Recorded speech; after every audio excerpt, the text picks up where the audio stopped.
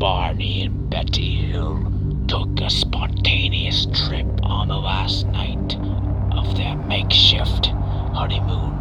The two found themselves in a Vermont diner, ready to make the last dish home to Portsmouth, New Hampshire. By leaving at 10 p.m., they planned to arrive home by around 2 a.m.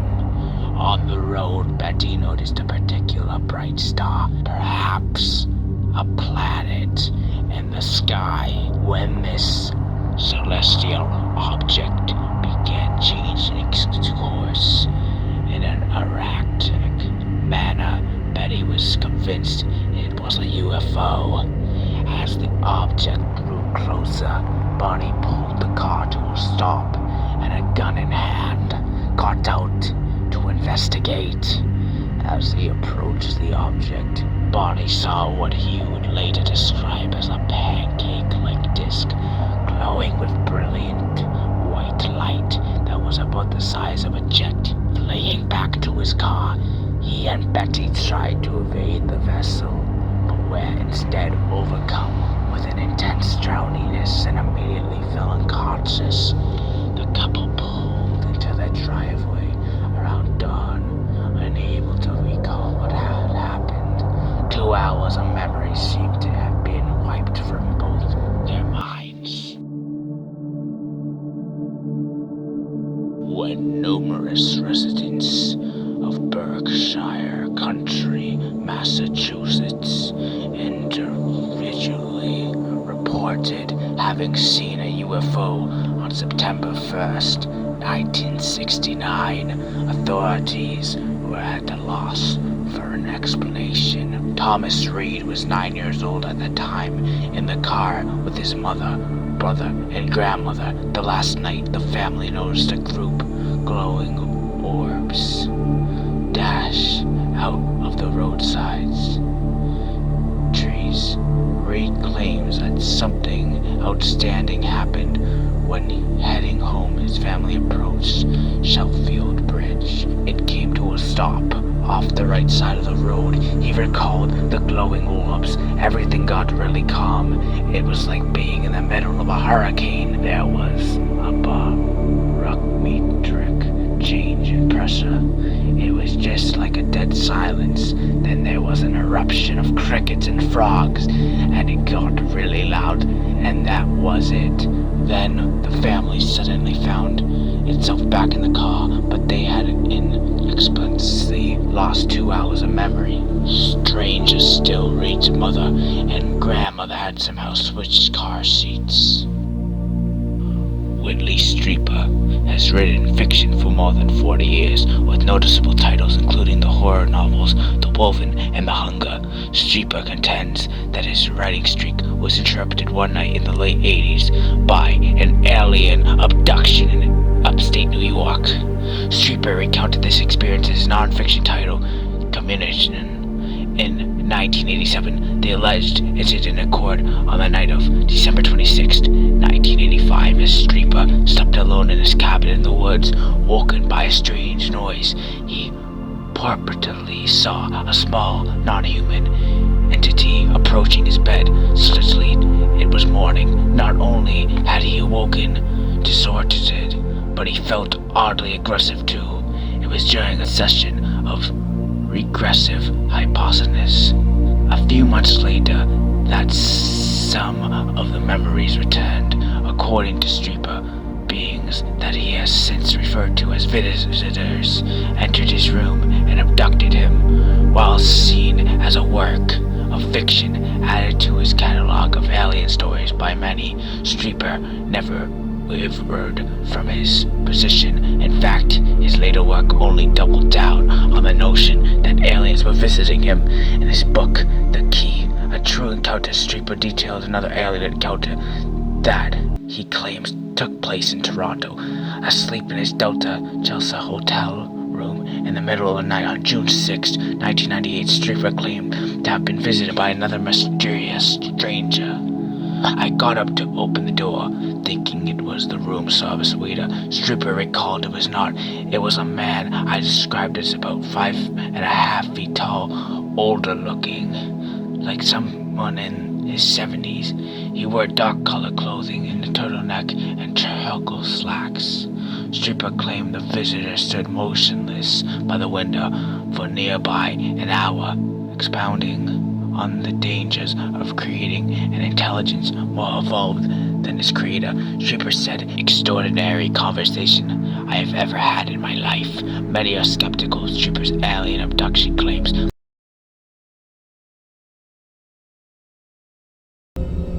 It was October 11th, 1973, when Kelvin Parker and Charles Higginson went fishing on the banks of the Pascagoula River in Mississippi. At first, when Parker saw blue lights reflected in the water, he thought police had come to instruct the two to leave. A big light came out of the clouds, Parker recalled. It was a blinding light. It was hard to tell. With the lights so bright, it looked like it was shaped like a football. I would say, just estimating, it was about 80 foot. It made very little sound. It was just a hissing noise. Parker then claimed that 3 legless creatures floated out of the vessel toward him. He described all 3 as having mitten-shaped claws. While one was necklace and gray, the other appeared to be more feminine. When one of them tried to wrap its hands around Peter's neck, his natural response of fear oddly subsided. I think they injected us with something to calm us. I was kind of numb and went along with the program. Parker alleged that he and Hickson were taken aboard the alien vessel and experimented on. Afterward, the 2 terrified fishermen found themselves back on the riverbank as though nothing had happened. They drove to the Jackson County Sheriff's Office and told Captain Glenn Ryder and Sheriff Fred Diamond the entire story. When I got in there, they had me, Hickinson told the police. There were no seats, no chain. They just moved me around. I couldn't resist them. I just floated, felt no sensation, no pain. They kept me in that position a little while. Then they'd raise me back up.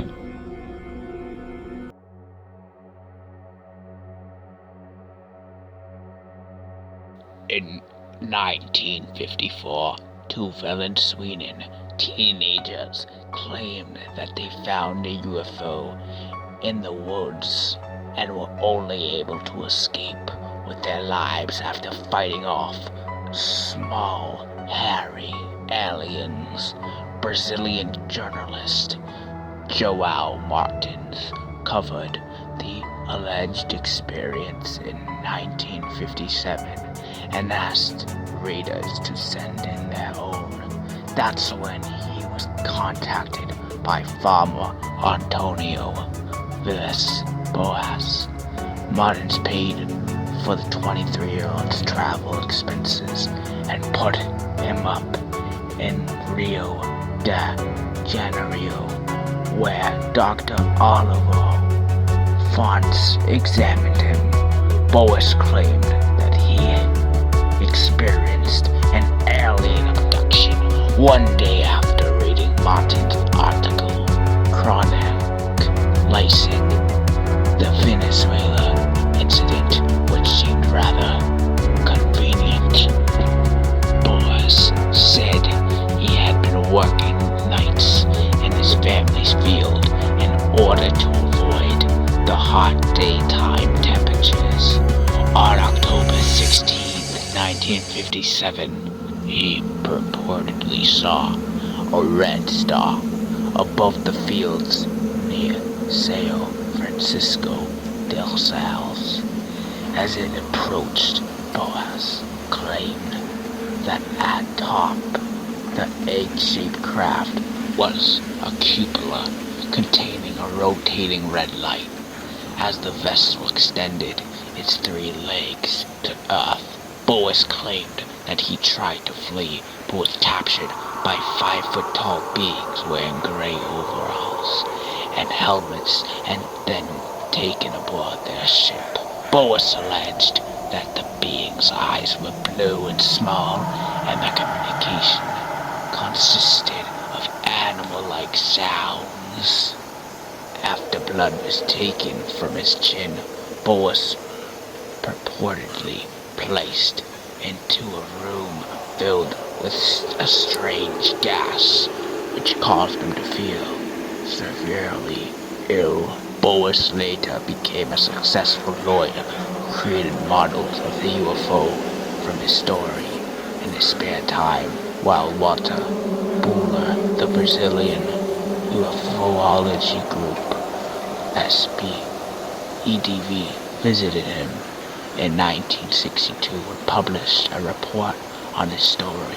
It still remains unproven. Boas died in 1991, but his intruding alien story lives on.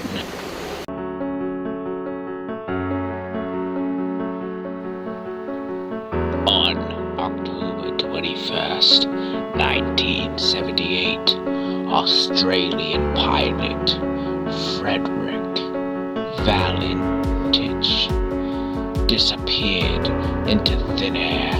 It was during a 125 nautical mile training flight aboard his Cessna 182L over the Bass Strait between Tasmania and the Australian mainland that the confounding incident occurred. It's important to note that the 20-year-old, who was an enthusiast of alien stories and UFOlogy, was a fairly experienced pilot.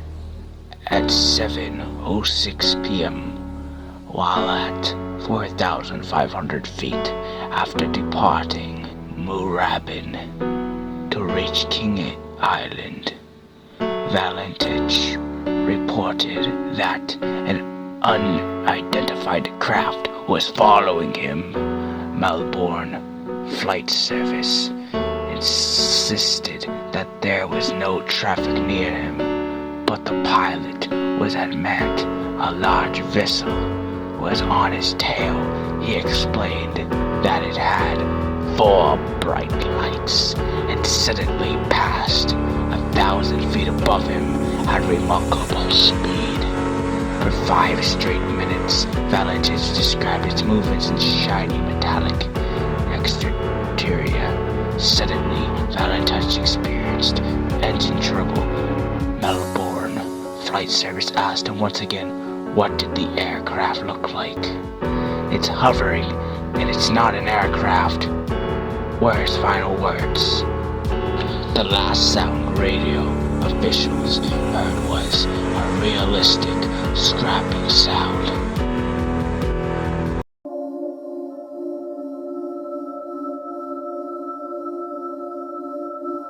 On November 5th, 1975, Travis Walton was purportedly abducted and didn't return for 5 whole days. When he did, he had quite the explanation for his disappearance.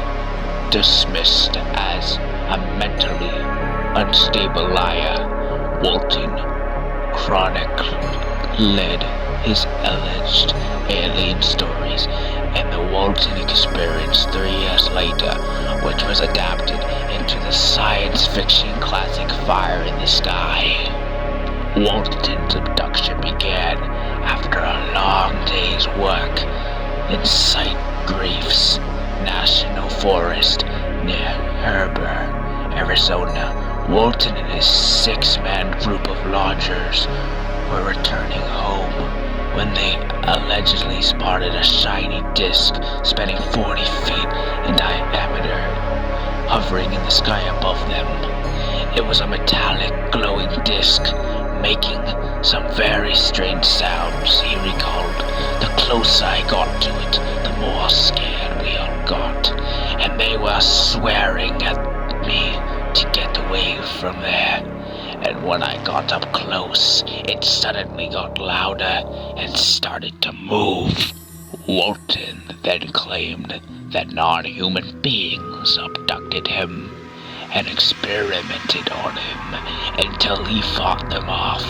He has maintained this claim for 45 years, but as the beings purportedly poked and prodded at him on a kind of table, 5 days elapsed on Earth, where Walton was officially declared missing, and his co-workers became suspects. I became conscious inside the aircraft, and I believed I was in the hospital, said Walton. I was in a lot of pain, and as I became more conscious, I looked around and saw alien beings around, and I just panicked. They were much smaller than me, and I think that's the reason they gave up, he said, adding that he hit one of them once they found out they couldn't control me. They split. I was absolutely terrified. Meanwhile, Walton's colleagues were questioned by authorities, and when Walton miraculously reappeared, a full-scale investigation was launched that included polygraphs, psychological evaluations, and physical examinations.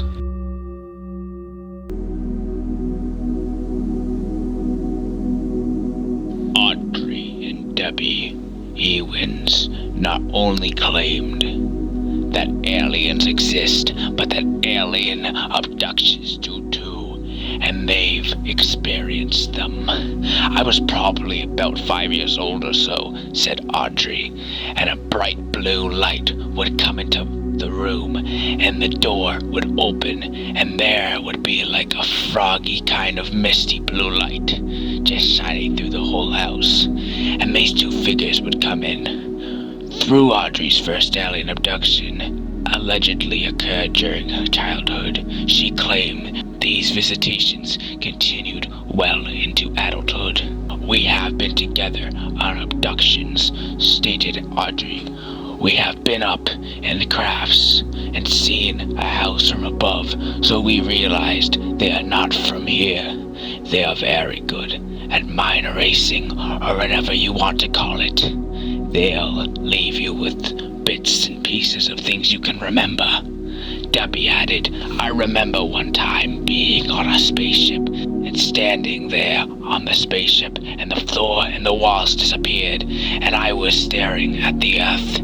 Through the twins refer to these entitles as the bald men. What they've described to be people willing to listen closely resembles what ufologists have dubbed alien greys, or simply greys, are alleged to be a type of extraterrestrial being that is human-like in form, gray-colored, and with an enlarged hairless head. The twins said they pleaded with their parents not to put them to bed for fear of encountering the bald men, but the adults simply dismissed these alien stories as rushed to stay up longer. They started doing all kinds of experiments on us when we were 12, said Audrey. While she was initially hesitant to come forward, Audrey claimed that after a non-human entity saved her from drowning in the ocean, she was inspired to dedicate her life to openly discussing her alien abduction experiences.